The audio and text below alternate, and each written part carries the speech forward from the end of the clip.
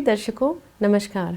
चल रहे कोविड महामारी के मद्देनज़र आपसे अनुरोध किया जाता है कि कोविड उपयुक्त व्यवहार का पालन अवश्य करें, जैसे कि मास्क पहनना, नियमित रूप से हाथ धोना, उचित शारीरिक सामाजिक दूरी बनाए रखना और भीड़ भाड़ वाली जगहों से बचना। आइए सुनते हैं आज का मुख्य समाचार। सेल राउरकेला इस्पात संयंत्र द्वारा अपने अपशिष्ट जल को घटाने, उपचार करने और पुनः उपयोग के लिए 70 करोड़ रुपए से अधिक लागत की परियोजनाएं कार्यान्वित।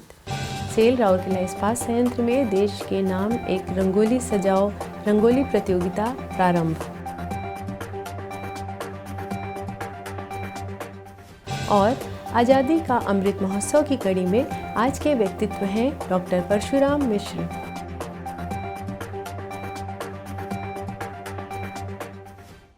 अब समाचार विस्तार से।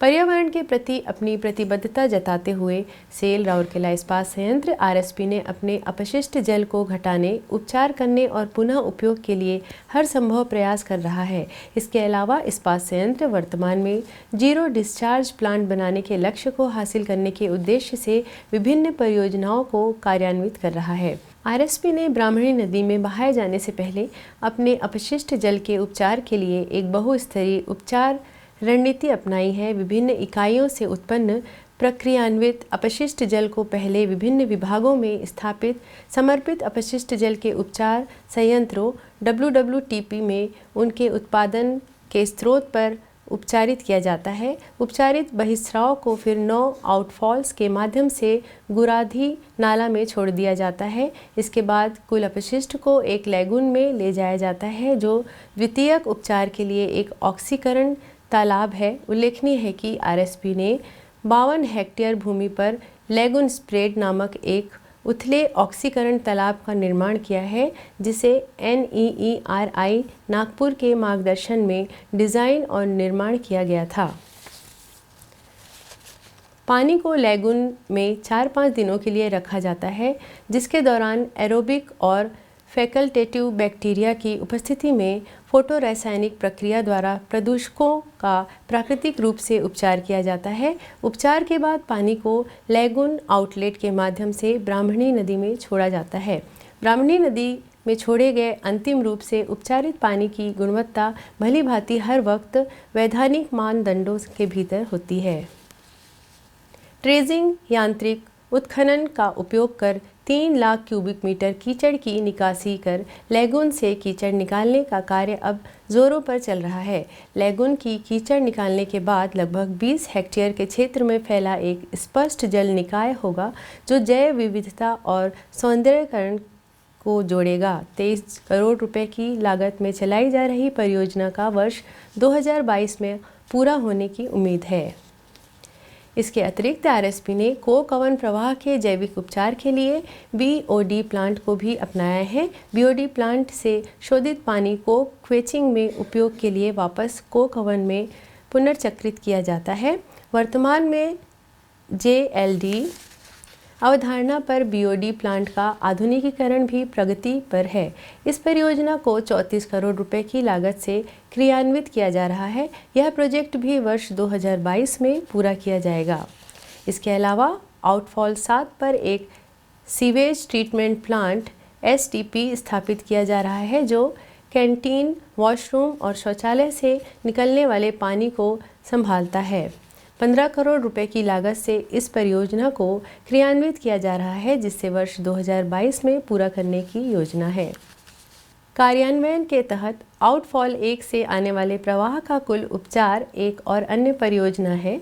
इस योजना के तहत स्टील मेल्टिंग शॉप 2 से निकलने वाली कुल प्रवाह के आउटफॉल 1 के माध्यम से एक समर्पित अपशिष्ट जल उपचार में नवीनतम तकनीकी जैसे HRSCC और RO सिस्टम के साथ संयंत्र में भेजा जाएगा, ताकि उपचारित पानी की गुणवत्ता मेकअप पानी से मेल खा सके।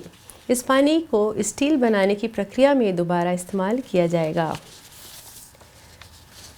3 मिलियन टन की हॉट स्ट्रिप मिल जो स्थिरीकरण की प्रक्रिया में है, पूरी तरह से जीरो लिक्विड डिस्चार्ज अवधारणा पर काम करती है। मिल लैगून से पानी उठाती है और उसका पुनर्चक्रण करके उसका उपयोग करती है। सभी उपकरणों को इस पानी का पुनः उपयोग करने के लिए डिज़ाइन किया गया है ताकि इस अत्याधुनिक इकाई से कोई तरल निर्वहन न हो। उल्लेखनीय है कि आरएसपी लैगून आउटलेट से ब्राह्मणी नदी में छोड़े गए अंतिम अपशिष्ट की नियमित निगरानी करता है। इसके अलावा लैगून आउटलेट पर एक सतत प्रवाह गुणवत्ता निगरानी केंद्र स्थापित किया गया है जो लगातार अपशिष्ट गुणवत्ता का विश्लेषण करते हुए मापे गए मानकों को राज्य प्रदूषण नियंत्रण बोर्ड ओडिशा के सर्वर से जोड़ता है। सेल राउरकेला इस्पात संयंत्र आज़ादी का अमृत महोत्सव समारोह के उपलक्ष्य में कई प्रतियोगिताओं का आयोजन कर रहा है। सांस्कृतिक मंडल भारत सरकार की एक पहल के तहत आयोजित देश के नाम एक रंगोली सजाओ रंगोली प्रतियोगिता के क्रम में आरएसपी ने अपने कर्मचारियों और उनके परिवार के सदस्यों के लिए एक रंगोली प्रतियोगिता शुरू की है। रंगोली प्रतियोगिता स्टील टाउनशिप और 3 माइंस यूनिट में 15 अलग अलग स्थानों पर आयोजित की जाएगी। प्रतियोगिता का विषय 75 वर्षों की विजयी भारतीय स्वतंत्रता पर डिज़ाइन बनाना आज़ादी का अमृत महोत्सव है। इन स्थानों के सामुदायिक केंद्र खान इकाइयाँ कोविड-19 दिशा निर्देशों के अनुपालन में उचित तरीके से प्रतियोगिता आयोजित करने के लिए जिम्मेदार होंगे। प्रत्येक सामुदायिक केंद्र इकाई के विजेता को शीर्ष स्तर की प्रतियोगिता में भाग लेने के लिए प्रायोजित किया जाएगा। अंतिम प्रतियोगिता आरएसपी में आयोजित की जाएगी जिसमें निर्णायक मंडल विषय वस्तु तथा रंग बिरंगे रंगोली का मूल्यांकन करेंगे। इसी क्रम में 9 जनवरी 2022 को सेक्टर 2, सेक्टर 4 और सेक्टर 7 सामुदायिक केंद्रों द्वारा रंगोली प्रतियोगिताएं आयोजित की गई जिसमें आरएसपी के कर्मचारी और उनके परिवार सदस्यों ने उत्साहपूर्वक भाग लिया और अपने कौशल और रचनात्मकता का प्रदर्शन किया। आज़ादी का अमृत महोत्सव समारोह के तहत सेल राउरकेला इस्पात संयंत्र ओडिशा के कुछ प्रसिद्ध और कुछ कम जाने माने प्रतिष्ठित हस्तियों पर समाचारों की एक कड़ी प्रस्तुत कर रहा है। आज के व्यक्तित्व हैं डॉक्टर परशुराम मिश्र। संबलपुर के बडलपल्ली के तुलुंडू गांव में 25 जनवरी 1894 को जन्मे डॉक्टर परशुराम मिश्र एक महान विद्वान और प्रशासक थे। वे द्वितीय विश्व युद्ध के दौरान लीड्स यूनिवर्सिटी यूके के बॉटनी में पीएचडी डिग्री प्राप्त करने वाले पहले ओडिया व्यक्ति थे। वे रेवेनशॉ कॉलेज में बॉटनी के प्रोफेसर और गंगाधर मेहर कॉलेज के प्राचार्य थे। वे उत्कल विश्वविद्यालय के कुलपति और संबलपुर विश्वविद्यालय के पहले कुलपति थे। बुर्ला में इंजीनियरिंग और मेडिकल कॉलेज खोलने में उनका बहुत बड़ा योगदान था। उनके नाम पर doctor Parshuram Mishra institute of advance study in education Sambalpur एक कॉलेज भी मौजूद है। 1961 में उन्हें प्रतिष्ठित पद्मश्री से सम्मानित किया गया।